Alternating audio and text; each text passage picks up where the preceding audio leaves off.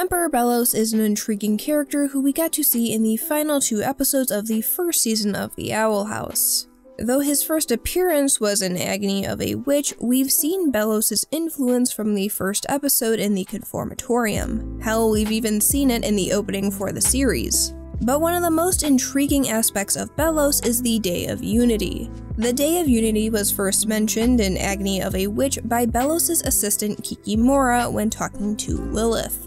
The Day of Unity is fast approaching, and other teams have bound many rogue witches to covens, and yet the Owl Lady still roams free. Now, not much is known about the Day of Unity other than a mention or two, but we do know that it's quickly approaching and that it is the primary goal of Belos. So I thought it would be fun to take what we know and come up with different possibilities of what the Day of Unity could be. So let's go over what we know so far. As I just said, we know that the Day of Unity is quickly approaching, so there does appear to be a set day that Belos needs to achieve his goal. We know that wild witches are somehow connected as well based on this statement. This is the Titan's will. All wild witches must be dealt with before the Day of Unity. We also know that the portal is a key in carrying out Belos' plan, and he does note that the plan is not to invade the human world. You probably think we want to invade the human realm, but the Titan's will is not so boorish. You'll understand soon.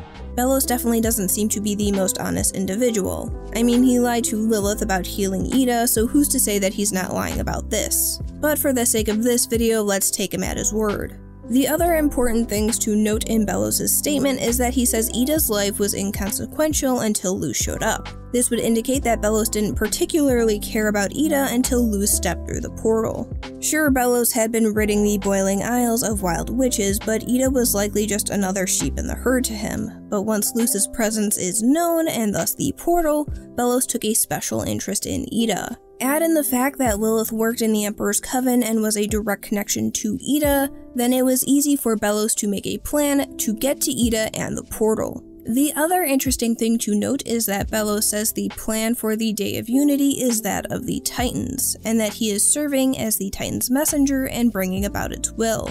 I did a video going over this topic specifically if Belos can actually speak to the Titan, and also explored the possibility if Luz could, so check that out if you're interested.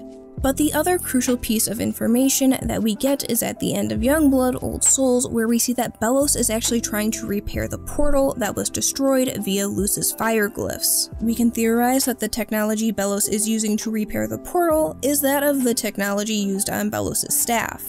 Belos does not perform magic the way we have seen other witches do, and this also includes Luz and her glyphs. Belos' staff does not have a talisman and has not used circles or glyphs to perform magic.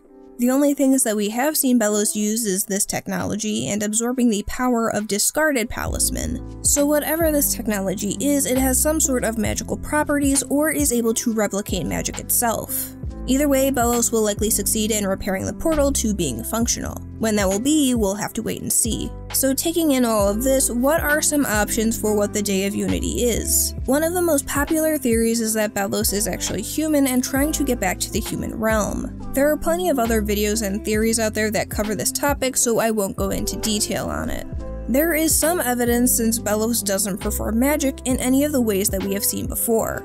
There's also the piece of information from King back in Youngblood Old Souls that Belos mysteriously appeared 50 years ago and rose to power. So a human getting transported to the Boiling Isles and then gaining prominence and power in order to get back home isn't that far-fetched. However, Belos' height being significantly taller than Lilith and that he absorbs some sort of magic from talisman through his eyes would indicate that he isn't human. There's also the issue that Belos claims that the plan for the Day of Unity is from the Titan. If Belos is looking for a way to get back to the human realm, it would be in his own self-interests, meaning that he'd be lying about his connection to the Titan. It's not out of the question that Belos is in fact lying, but I feel after rising to power he'd be able to execute some sort of plan without having to bring the Titan into it. So Belos being a human and trying to get back to the human realm isn't that likely, at least at the end of Season 1. The next theory is that the Day of Unity is to unify the human realm and demon realm. Belos did say that the plan was never to invade the human realm, but I guess if both worlds end up being merged into one, then I guess it's technically not invading. In terms of why Belos, and by extension the Titan, would want this is still questionable. Perhaps it's to bring magic and thus the Titan's power to other realms. Something to note is that in Youngblood Old Souls, when Luz pulls out one of her glyphs in the human world, it disintegrates. Now, this could have just been a creative choice to show that glyphs don't work in the human realm, but something I noticed is that more often than not, when a glyph is used, the paper that it's on disintegrates or is absorbed into the spell. Theoretically, that means that the glyph was used, but there wasn't enough magic to actually perform the spell, which could indicate that there was a small presence of magic in the human world. After all, Ida did say that the myths we have are from the Boiling Isles slipping into the human realm, so perhaps a little bit of magic slips in as well. However, like I just said, the glyph disintegration could have just been a creative choice, but the fact still remains that Luz needs the magic from the Isles to perform her magic. In contrast, we see Lilith perform magic without issue in the human realm because she is utilizing her bile sac, which we learned about from the Intruder. This is a source of magic that comes from the witch directly and not from the Isles. Similarly, Owlbert is also able to exist in the human realm. As we learned from Dana's AMA a few months ago, Palismen have their own source of magic separate from the Isles. So maybe the end goal is to bring magic to another realm and have Belos and the Titan expand their reach. There's another theory floating around that goes even further, saying that the Day of Unity will resurrect the Titan. This is an interesting idea because resurrecting the Titan would mean that the Boiling Isles would be at risk since everything is located on its skeleton. A resurrection would mean that everybody and everything would be falling off.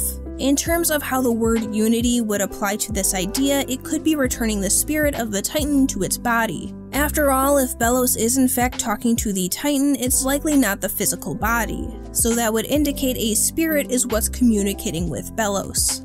Alternatively, the possibility of other Titans is a question brought up in the unauthorized history of the Boiling Isles. The Boiling Isles, named after the raging hot waters of the boiling sea, are composed of the bones of a fallen Titan.